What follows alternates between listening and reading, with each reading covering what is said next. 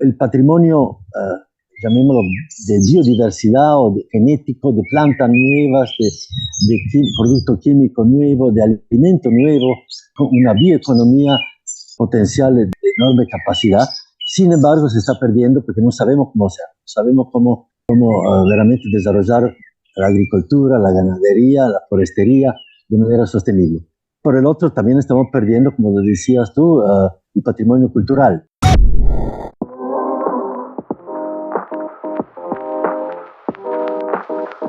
Bienvenidos a Neto Positivo.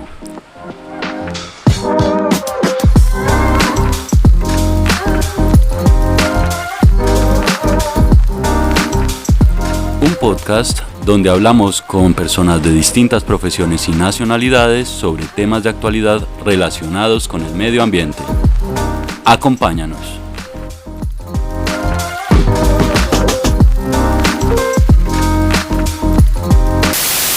En este episodio vamos a hacer un viaje por uno de los ecosistemas más importantes del mundo y una de las regiones más hermosas de Colombia y de América Latina. Vamos a hablar sobre la Amazonía. Este episodio hace parte de la serie de ecosistemas. En el último episodio ya hablamos sobre biochar, una técnica muy interesante desarrollada hace miles de años en un lugar llamado Terras Pretas do Indio, en el Amazonas brasilero. Para hablar de este tema vamos a hablar con Marco Ehrlich. Marco es italiano, vive en Bogotá. Es doctor en Filosofía en Recursos Naturales y Conservación y hasta hace poco se desempeñaba como subdirector científico y tecnológico en el Instituto Amazónico de Investigaciones Científicas SINCHI. Marco, bienvenido. Mucho gusto estar contigo hoy.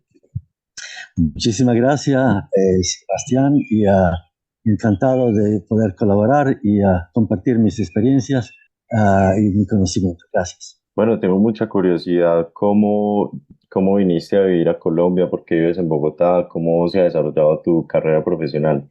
Yo salí de un pequeño pueblo en los Alpes orientales, entre Austria, Eslovenia e Italia, del lado italiano, y estudié en Florencia, y de ahí, por una coincidencia de la vida, salí a hacer el doctorado a Estados Unidos, y de ahí empecé a trabajar en programas de desarrollo. En esa época no se llamaba desarrollo sostenible, se llamaba ecodesarrollo en Centroamérica, y fui aprendiendo un poco el castellano, pero la verdad antes de eso pasé por Perú, donde hice mi tesis de doctorado, y ahí aprendí el castellano, en verdad.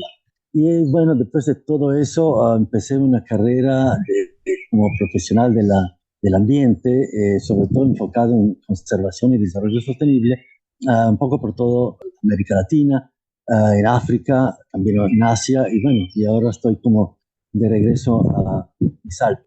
Vale, genial. ¿Y a qué te estás dedicando actualmente? Pues tengo unos proyectos muy interesantes en la mira, y algunos ya son compromisos. Uno es colaborar con el INPA, el Instituto Amazónico de Pesquisas Amazónicas en Brasil, para establecer un nuevo instituto para la Amazonia. El nombre que se le está dando a este instituto es el AMIT, el Amazon Institute of Technology, Instituto Amazónico de Tecnología, como el MIT para la Amazonia. Y eso es un proyecto que está recién naciendo, y yo estoy muy entusiasmado en poder colaborar, a apoyar eso por el lado colombiano, por un lado, pero sobre todo para integrar, desarrollar una nueva plataforma, nueva oportunidad de hacer investigación y de conocer más, de aprovechar mejor la Amazonia, el bioma amazónico. Por el otro, sigo empeñado en la enseñanza, academia, con la Universidad del Bosque en Bogotá y con la Universidad de Udine en Italia. Y bueno, tengo también un proyecto en la mira muy importante, que es el de restauración productiva en el Caquetá, en gran escala y con el sector privado. Bueno, suena muy, muy interesantes, muy emocionantes tus nuevos proyectos. Te deseo muchos éxitos. Hablemos un poco sobre por qué este tema de la Amazonía es importante. Porque, pues, obviamente se habla mucho, pero ¿por qué a personas que estamos, no sé, en ciudades como Bogotá, Medellín, Lima, o incluso en lugares distantes como Estados Unidos, Europa, Asia, por qué les debería importar? ¿Por qué este tema nos debería importar? Bueno, todo empieza por un poco yo creo, tomar conciencia de la magnitud de ese bosque. Es el bosque tropical más grande del planeta. Son alrededor de 6 millones de kilómetros cuadrados, 7 millones de kilómetros cuadrados. En gran mayoría todavía, por suerte, cubierto de bosque. Ese bosque tiene una capacidad impresionante, no solo de captar CO2 y convertirlo en oxígeno, lo que le dio nombre de pulmón del planeta, pero sobre todo para circular el agua. El bioma amazónico es absolutamente crítico, estratégico en el ciclo del agua.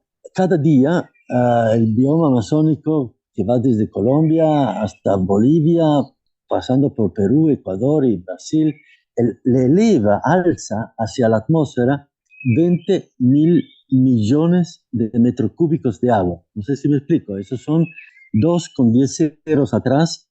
Es agua que sube desde el bosque desde el suelo, de los ríos y los humedales, a través del bosque, empujado por los árboles hacia la atmósfera y llega a irrigar toda la región andina. Y eso sin exagerar. Yo siempre digo, cuando hay nubes, a mis hijos, a todo el mundo le digo, esa nube que vemos encima de Bogotá, es humedad que viene de la Amazonia. Y el agua que viene de Chingaza, los páramos que rodean a Bogotá, son los almacenes, captan esa neblina, esa humedad que viene de la Amazonia y lo convierten en quebradas, en agua para las ciudades. Mejor dicho, el bosque amazónico es absolutamente crítico para la seguridad hídrica de Colombia, y no solo de Colombia, también de Ecuador, de Bolivia y de Perú, pero también es un elemento crítico porque impulsa ese ciclo de esa humedad que va desde el bosque amazónico hacia la región andina, la seguridad energética. El 70% de la energía eléctrica de Colombia es producido a través del agua, usando el agua. Entonces eso, te imaginas, si no hubiera el agua que viene de la Amazonia, pues no tendríamos energía. Y por último, la seguridad alimentaria. O sea, la gran producción de agrícola que se produce en los valles desde el macizo central hacia la costa, dependen del agua que viene de la Amazonia. Entonces estamos adelante a un ecosistema que produce, que garantiza seguridad hídrica, seguridad energética y seguridad alimentaria para Colombia. Y eso se puede extender aún más allá, como factor de regulación climática, regulación térmica. Se dice que el bosque amazónico funciona como el aire acondicionado, la caja de aire acondicionado para el planeta. En el sentido que toda la faja ecuatorial reduce la temperatura del planeta, que en este momento está aumentando por el calentamiento global. Entonces, te das cuenta la importancia de ese bioma y la importancia de mantenerlo en pie, como se dice, porque es absolutamente crítico para no solo la región, no solo para Colombia, sino para todo el planeta. Muy interesante. También me parece muy interesante la dimensión que tiene. Es un extenso territorio. Yo tuve la oportunidad de ir a Leticia y desde Bogotá hasta Leticia prácticamente es selva, selva. Y ahí me di cuenta que prácticamente mitad del país es selva amazónica, que Sí. digamos que la mayoría de colombianos no dimensionamos eso. Y en extensión, ya hablando, incluyendo Brasil, pues tiene una extensión que puede ser del tamaño de Estados Unidos inclusive. O sea, estamos hablando de un continente básicamente.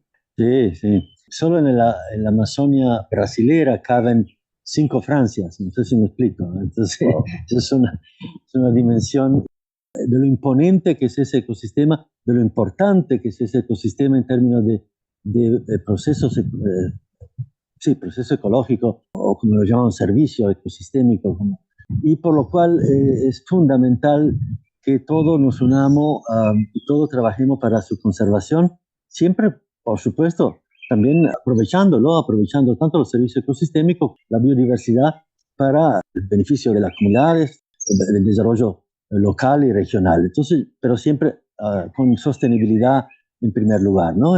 Entonces yo creo que eso es importante, hablar de conservación, pero siempre también con esa posibilidad de desarrollar una bioeconomía, como se llama ahora, sostenible para la Amazonia, que mantiene los procesos ecosistémicos y mantiene sobre todo esa biodiversidad de la cual todavía no conocemos toda y todavía no sabemos cómo aprovecharla toda. Hablemos un poquito sobre la gente que vive allá en el Amazonas. ¿Quiénes son? ¿Son solo pueblos indígenas o también viven personas que son, no sé, campesinos que han emigrado a otras partes del país? ¿Quiénes son las personas que viven? ¿Cómo viven?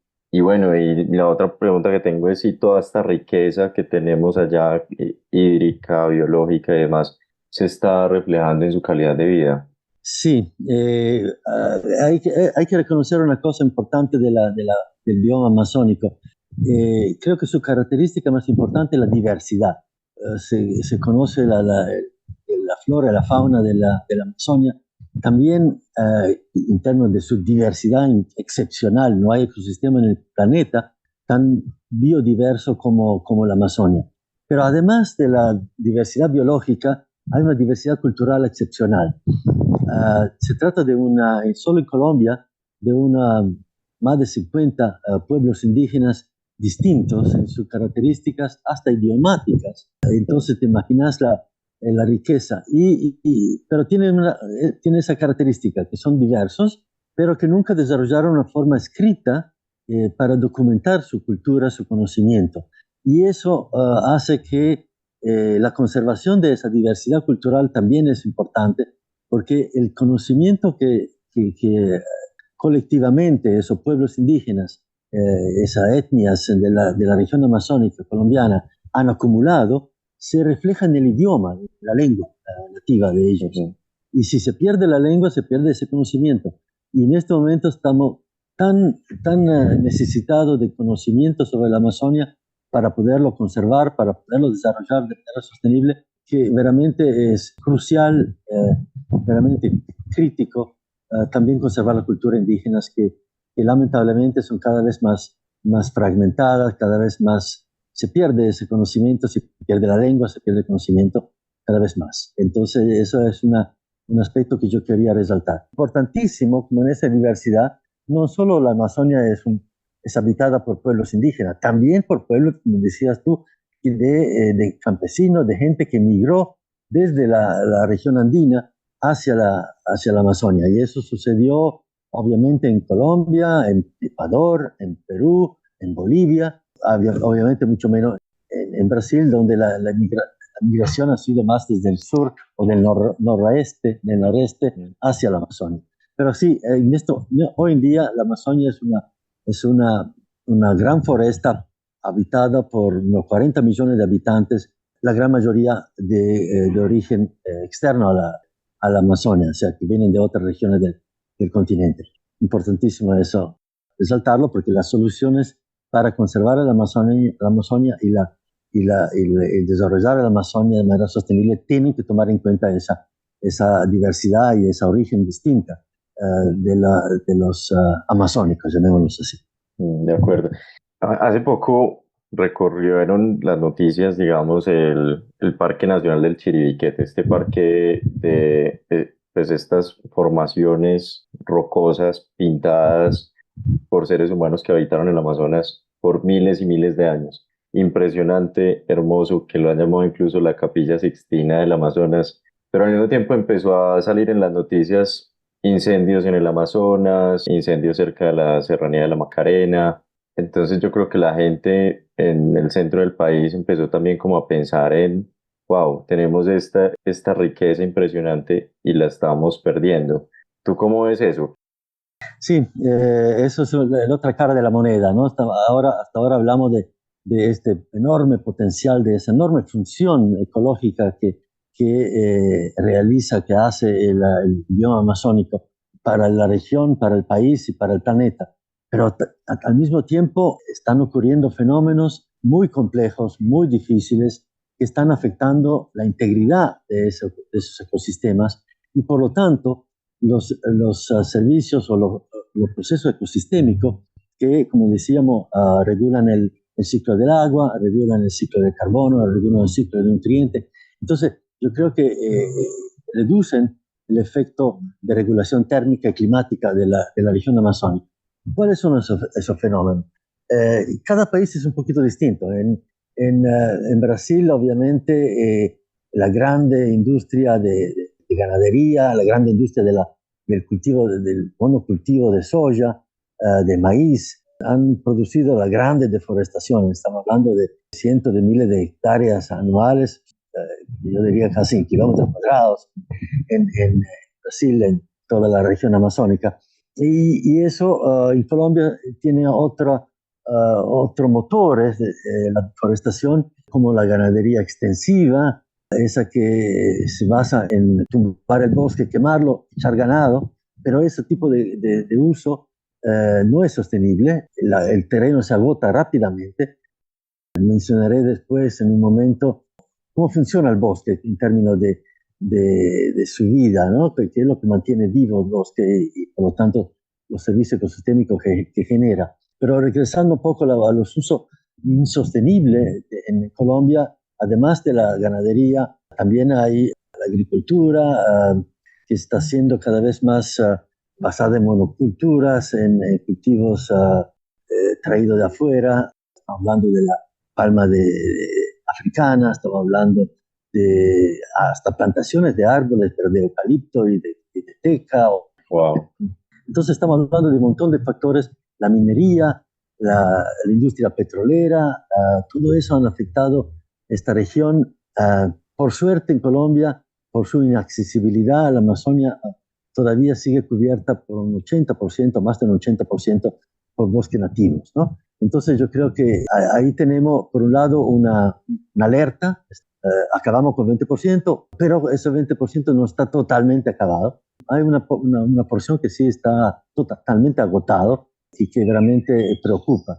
Entonces yo creo que hay que ver el tema de la problemática amazónica en términos de la producción que se está reduciendo, o el potencial productivo que se está perdiendo, y por el otro, el patrimonio, llamémoslo, de biodiversidad o genético, de plantas nuevas, de producto químico nuevo, de alimento nuevo, una bioeconomía potencial de enorme capacidad.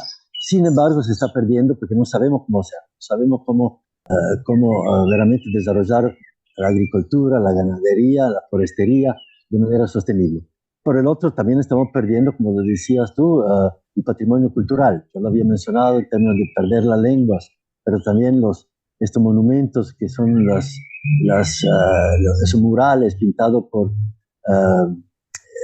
indígenas de hace 10.000 años, 8, 10.000 años, es un potencial que queda ahí para alimentar el turismo, por ejemplo, para alimentar una nueva industria sostenible en el turismo cultural, etc. Entonces yo creo que hay una campana de alerta, pero yo personalmente, por experiencia y por mi trayectoria, le veo todavía potencial para frenar la deforestación, revertir la deforestación y a lo mejor realmente llegar a un punto de más equilibrio entre hombre y naturaleza en este gran bioma amazónico.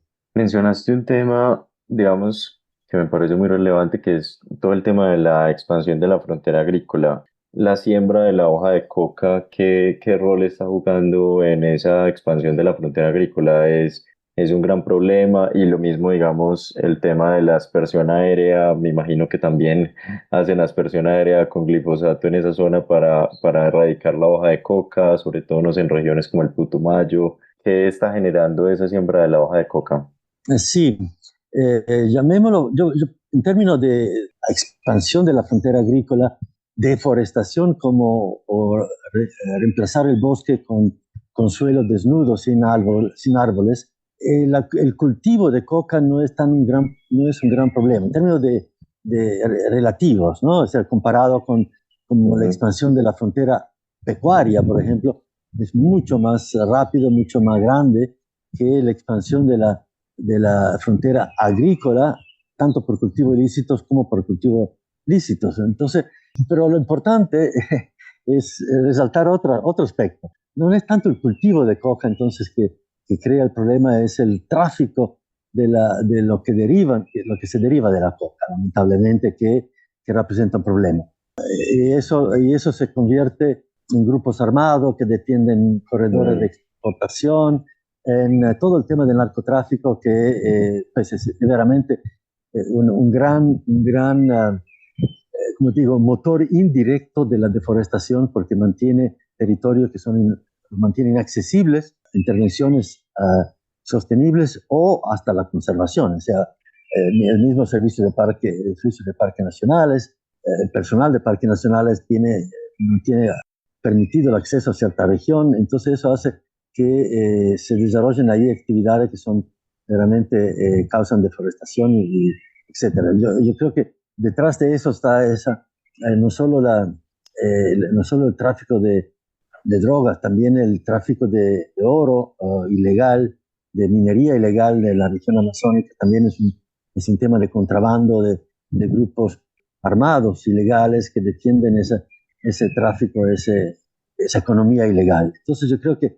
todo eso crea un contexto que hace la conservación y el desarrollo sostenible de la Amazonia en Colombia aún más difícil que lo que ya es. En Perú, por ejemplo, no existe ese factor adicional, como se dice, el lamentable valor agregado o ciclo vicioso derivado del cultivo de coca, ¿no?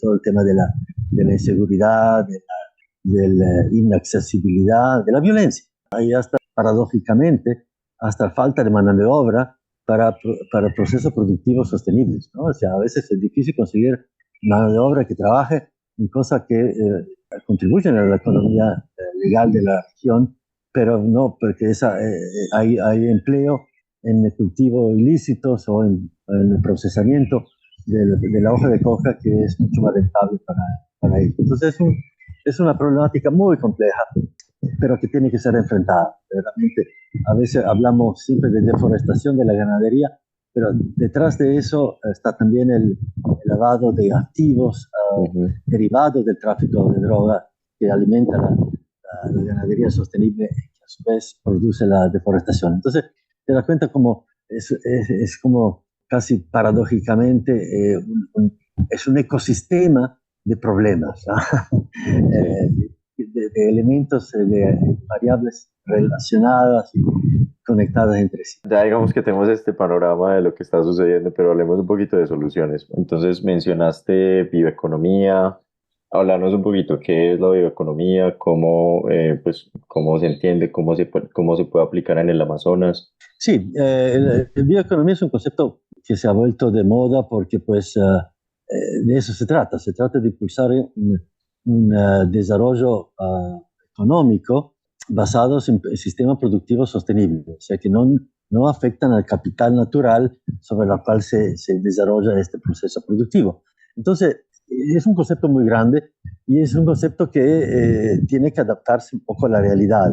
Cada rincón de la Amazonia, digo yo, de la Amazonia colombiana, es distinto y por lo tanto necesita un concepto de bioeconomía distinto. Por ejemplo, tú lo mencionaste antes, Leticia se encuentra a 1 hora y media o casi 2 horas de vuelo de jet, quindi a 800 km por hora, quindi lejísimo. Creo que Leticia está a la misma distancia que Caracas, sin embargo, y debajo es un tapete de un bosque continuo de amazónico, que puede producir, tiene evidentemente el potencial de producir un montón de productos. Como yo te mencioné en un momento, el Sinchi está descubriendo nuevas plantas útiles, desarrollando a partir de esas plantas útiles nuevos productos, desde la cosmética, productos para la alimentación, productos para la industria textil, por ejemplo, a partir de microorganismos, de microbios amazónicos.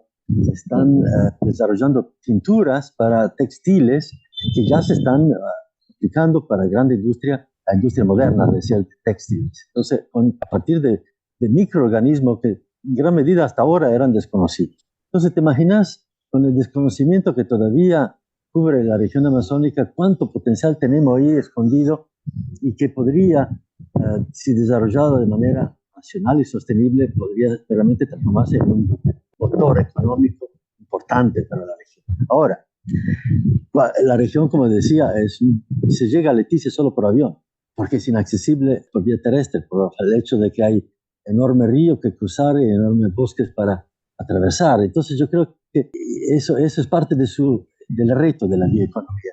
También la dificultad de cómo tenemos que además en gran medida mantener la cobertura del bosque. No podemos transformarlo como se ha hecho en Norteamérica, en Europa, en Asia, en Colombia, en la región andina, en gran medida, transformar el bosque en cultivos, ¿no? Yo creo que eso tampoco es la solución. La solución es tratar de integrar la producción, los sistemas productivos a esa necesidad de mantener el suelo cubierto de bosque, ¿no? Como te decía, los nutrientes, la vida del bosque está en el suelo, pero no en la capa profunda de metros debajo de la tierra, sino que en las 10, 20 centímetros superficiales del bosque. Ahí están los nutrientes, ahí está la riqueza de la vida del bosque amazónico. Ahí están los microorganismos, las algas, los hongos, las micorrizas, que realmente le dan vida al bosque. Entonces, yo creo que ese es un factor limitante, llamémoslo así, fundamental, que hay que reconocer cuando pensamos en desarrollar bioeconomía. Entonces, bioeconomía es un concepto que el Instituto Sinchi también está impulsando muchísimo y que se enfrenta a esas dificultades, ¿no? Unos suelos que necesitan estar cubiertos, unos suelos que son muy frágiles, unos cultivos y unos productos que no son conocidos, el camu camu, ahora ya el copasú se está dando a conocer, el azaí se está conociendo cada vez más, pero que se producen en condiciones silvestres, a distancia miles de kilómetros de los centros de consumo, ¿no? de las ciudades donde la gente lo podría consumir.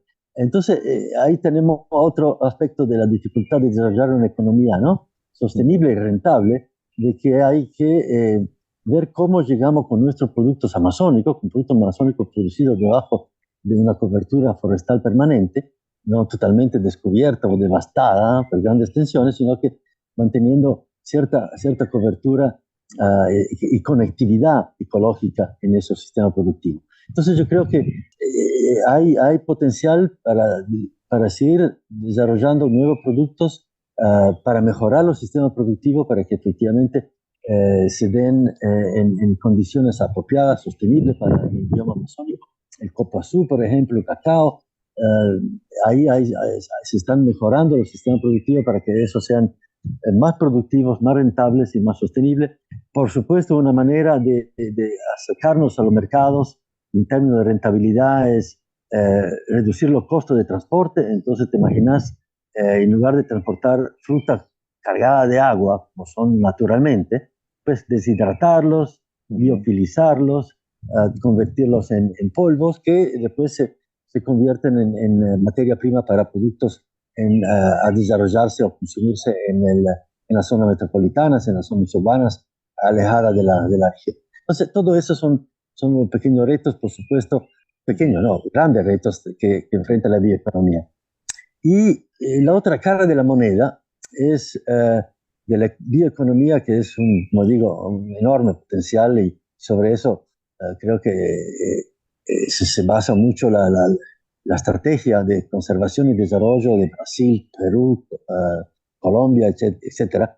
Y yo creo que también hay otro aspecto importante. Se puede restaurar lo que ya deforestamos, ¿no? Ya tenemos alrededor de unos 5 millones de hectáreas que, mal o bien, ya las tenemos deforestadas. De esas 5 millones de hectáreas, la tercera parte podría ser recuperada, restaurada de una manera no tan costosa, por un lado, y sobre todo manteniendo vivo el suelo y el subsuelo para que se regenere el bosque arriba de eso, o sea, para que reconstruyamos los bosques que ya tumbamos.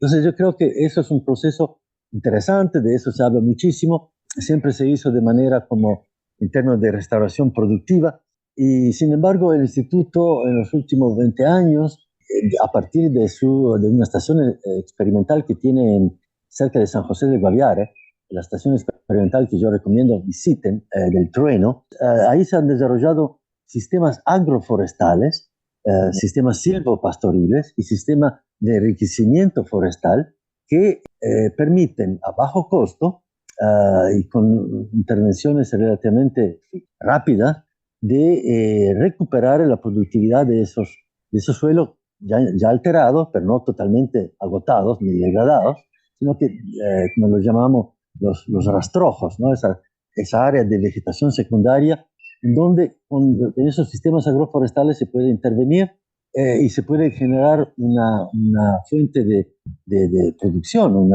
sistema productivo a partir de cacao, otros frutales, copoazú, arazá, azaí, anangucha, toda esa palma amazónica, que pueden generar un ingreso durante el inicio de esos sistemas, porque junto al copoazú y al cacao se plantan especies nativas de la Amazonia que generan una madera muy preciosa, muy apetecida por los mercados internacionales de madera fina, tropical, y eso para mí es, como lo digo, como forestal y como maderero de otro continente, pero lo digo convencido que eso representa una alternativa muy importante y que es una bioeconomía. Es una bioeconomía basada en productos, en sistemas agroforestales que producen una diversidad de frutas y productos de corto y mediano plazo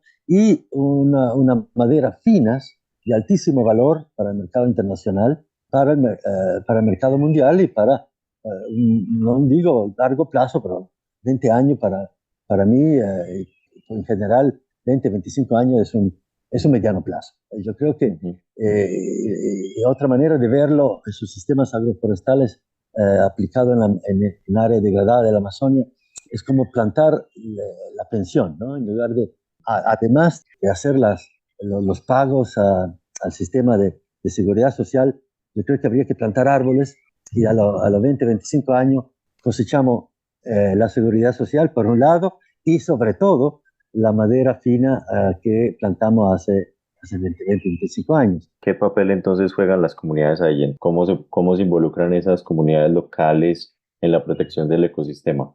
Listo, yo creo que ahí tocaste un punto muy importante en el sentido que tenemos que velar para que las comunidades de todo tipo que habitan la Amazonia participen en su proceso de conservación y desarrollo. Yo creo que el tema participativo es absolutamente clave y para eso necesitamos sistemas de gobernanza tanto local como regional que le abren el espacio a la participación, una participación activa e informada, ¿no? Yo creo que es importantísimo eso. ¿Por qué? Porque muchas de las soluciones que se esperan de la bioeconomía, del aprovechamiento forestal integral, sostenible de la Amazonia, todo el tema de la restauración productiva, dependen de una participación directa y activa de las comunidades, ¿no? Tanto campesinas como indígenas, como colonos campesinos, etc. Entonces yo creo que es importante resaltar esto de que desde la institucionalidad o desde la política, llamémoslo así, es importante generar espacio de gobernanza a nivel local y regional que permite la participación activa de la comunidad. Muchas veces tenemos estructuras de participación como la consulta previa, esto, lo otro, pero la verdad todavía necesitamos trabajar muchísimo en términos metodológicos, en términos de hacer que esa participación sea mucho más efectiva y eficiente. Sobre todo, llegar a infundir confianza en las comunidades locales de que ese proceso participativo es para su desarrollo, para su beneficio, para su bien, ¿no? Para su bienestar futuro. Yo creo que eso es un concepto importante, entonces hay que empezar con los niños en los sistemas educativos, enseñarles de que la participación es importante, que la gobernanza a nivel local es fundamental para crear esos espacios de diálogo, ese espacio de toma de decisión que le benefician a la población local y que no son impuestos desde arriba o desde afuera. Eso es uno. El otro aspecto importante también, desde el sistema educativo a los distintos niveles, es predicar el concepto de sostenibilidad. Es increíble cómo este concepto ha sido rápidamente captado interesante por el sector privado en Europa, donde me encuentro en este momento. Participé en un simposio, un diálogo entre banqueros, industriales, y alguno que otro ambientalista, pero muy pocos. Pero entre ellos, es decir, entre banqueros, industriales y comerciantes, el discurso de sostenibilidad era un discurso absolutamente sin tapujos, en el sentido que de eso se trata. ¿Y por qué hacerlo? Porque es una necesidad ética y productiva y también de rentabilidad. O sea, la sostenibilidad es un negocio.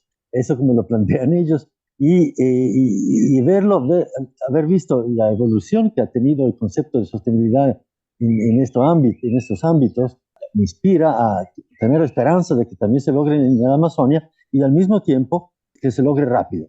Y ahí donde quiero relevar un aspecto. El sector privado, en ese sentido, tiene que jugar un papel preponderante. Yo sé que en este momento todas las decisiones de desarrollo y conservación parten o inician en el sector público. Yo creo que tenemos que tener un diálogo mucho más abierto con el sector privado para que desde el sector privado y desde el territorio tengamos la propuesta de soluciones. Yo creo que solo así va a haber apropiación de esas soluciones por parte de las comunidades locales, empoderamiento de las comunidades locales de esa nueva tecnología, de esas nuevas metodologías, de esos sistemas productivos nuevos, bioeconomía, etcétera, etcétera, de agroforestería, etcétera. Y eso le da sostenibilidad a ese impulso económico, ¿no? A esa estrategia de desarrollo económico y social, por supuesto. Entonces yo creo que como tema importante de resaltar, apostémosles a una educación que concientice a los pobladores locales, sobre todo, de que la solución está en ellos. La solución no puede venir desde afuera, ni tiene que ser financiada de afuera. Yo creo que se puede generar capital internamente como procesos productivos locales, por supuesto con ayuda, con apoyo de afuera, pero no podemos estar dependiendo solo del apoyo externo y de la cooperación o de las decisiones que se toman en Bogotá o en otros países. Yo creo que la Amazonia colombiana tiene que tomar conciencia, apropiarse de tecnología, desarrollar su propia capacidad tecnológica y productiva y realmente apostarle a que las soluciones son desde abajo, desde el territorio y son sostenibles y rentables. Marco, hay un tema que me parece un poco contradictorio, es que cuando hablamos sobre desarrollo, por lo menos nosotros en nuestra concepción del mundo pensamos en que desarrollo es más infraestructura, mejores carreteras, mejores aeropuertos y demás, pero ¿cómo se puede lograr ese desarrollo de la infraestructura? ¿Cómo se puede lograr ese llegar a mercados, no sé, internacionales desde la Amazonía sin afectar la Amazonía? Y acá también estoy pensando, por ejemplo, en Brasil, por ejemplo, se han creado grandes carreteras que atraviesan toda la Amazonía y eso al final lo que termina siendo es más colonización de la Amazonía y más destrucción del ecosistema. ¿Qué piensas que se puede hacer para evitar eso? Al tiempo que se desarrolla, claramente. Claro, claro. O sea, yo creo que ahí es bastante difícil la pregunta, la verdad, porque la competitividad de un sistema productivo depende de infraestructura, depende de fuentes de energía baratas, etcétera, etcétera. El tema sostenibilidad no parece no caber. Sin embargo, tiene que caber en esa ecuación, en ese paradigma. Yo creo que hay que ser creativo, hay que sentarse entre todos, yo creo, a desarrollar nueva tecnología que reducen los costos, aumentan la competitividad de la producción amazónica, acercan los mercados sin afectar los ecosistemas y los servicios ecosistémicos, ¿no? Entonces yo creo que ahí hay varias iniciativas en curso. Visión Amazonia el año pasado o este año, al comienzo de este año, lanzó un sistema de transporte sostenible para la Amazonia, pero de esa iniciativa hay muchas, como decías, también negativas, como apertura de carreteras, como se hicieron en Brasil. Eso todavía se sucede, lamentablemente. En Colombia estamos hablando de la Marginal de la Selva, estamos hablando de trochas que unen pueblos aislados como Michú, como Miraflores, en el Guaviare. Entonces uno dice, bueno, eso no, lo que tiene que suceder, ¿de acuerdo? Pero de manera planificada, de manera tal de que los impactos sean no solo prevenidos, sino que mitigables, ¿no? O sea, que realmente no afecten al funcionamiento de ese gran bioma del bosque amazónico, sino que simplemente sirvan de acceso, pero sin dañar el ecosistema. Yo siempre digo, hay carreteras que atraviesan parques nacionales sin afectar su funcionamiento ecológico, su funcionamiento ecosistémico, ¿no? Ahí eso sucede en muchos lugares en Europa, en Norteamérica, hasta en Costa Rica, en Panamá. Eso se puede hacer. Yo creo pero hay que hacerlo de manera planificada, de manera ordenada. Entonces, el tema de participación de vuelta comunitaria es fundamental. Yo creo que esas soluciones de infraestructura sostenible, llamémoslo así, se pueden dar si la gente participa, si la gente no solo pide carreteras, sino que también toma conciencia del impacto que puede tener la carretera si no está bien planificada, bien hecha.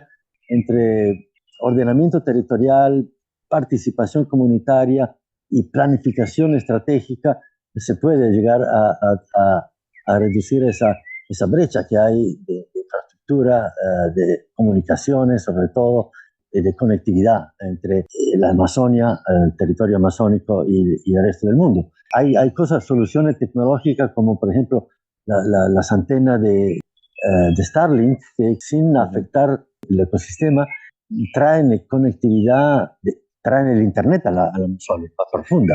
Y yo creo que es el tipo de soluciones que esperamos tener en el corto plazo para toda la Amazonia.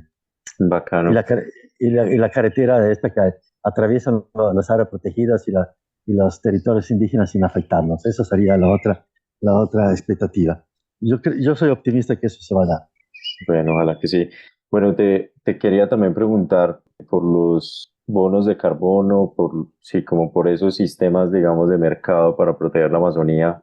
¿Qué opinión te genera? ¿Crees que sí tiene un efecto positivo, que efectivamente logran digamos, su objetivo, que es proteger la Amazonía? Por suerte que hay una diversidad de créditos de carbono, como se llaman. Aquellos que se lanzaron hace ya una ventina de años en la COP7 de Bali, si no me equivoco, el famoso proyecto RED y los créditos de carbono que se generan, los proyectos RED Plus, etcétera. Esos han sido un experimento que no ha dado todos los resultados que se esperaban. En gran medida porque yo creo que las comunidades y los intermediarios y toda la economía como tal, el mercado como tal, no ha ayudado para que esos sistemas hayan funcionado como debían funcionar.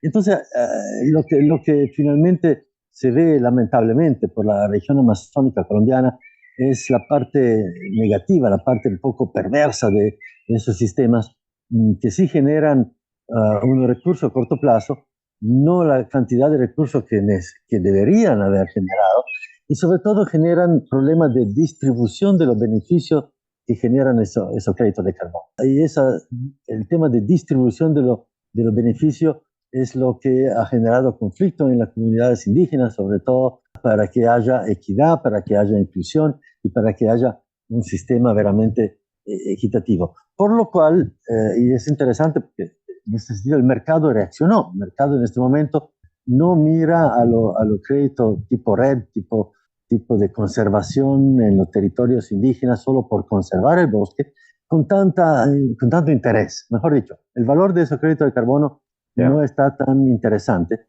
como otros créditos de carbono, y ahí donde retorno al tema de la diversidad también de esos créditos de carbono, que son los créditos de captura de carbono.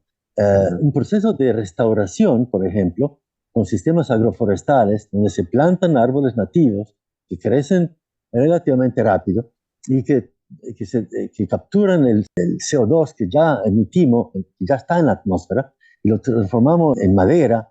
Esa madera finalmente se puede transformar en productos como muebles, como pisos, como techos, y todo eso representa un potencial, como digo, no solo económico, sino que del otro lado representa una alternativa a los créditos de carbono de conservación. Es decir, es interesante como el sector privado, en gran escala, en Europa, sobre todo en Norteamérica también, se está interesando en este crédito de carbono que genera la restauración, que genera la captura del carbono ya emitido.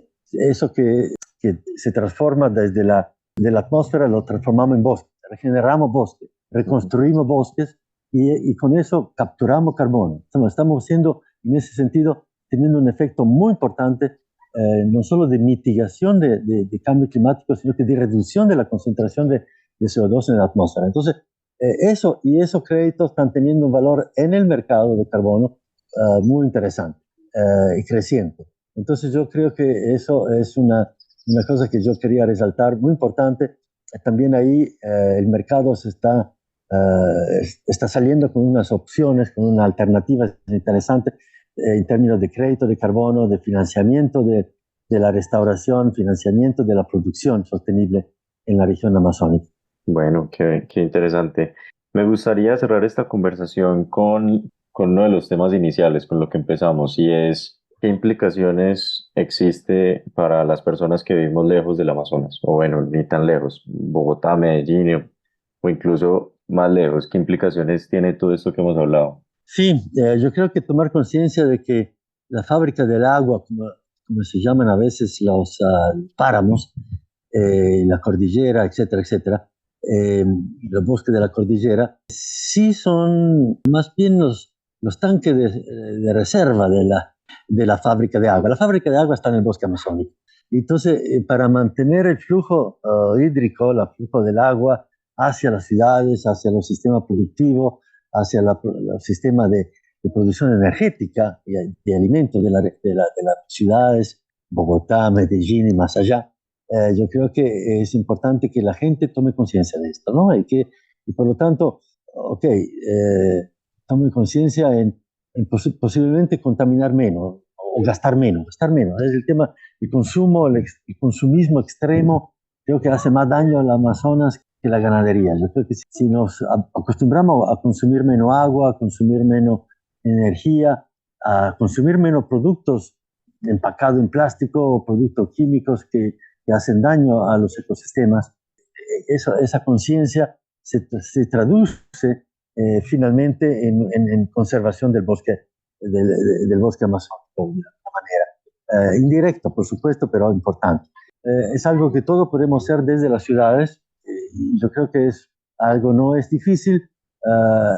Yo lo veo con un enorme impacto acá en Europa, como la gente ha tomado conciencia y esa conciencia espero que se revierta en mejor calidad de vida, no solo para las poblaciones urbanas, sino que también para las poblaciones amazónicas, en cierta medida. ¿Qué te parece? Bueno, no, genial. Muchísimas gracias, Marco, por este espacio. Espero que sigamos en contacto.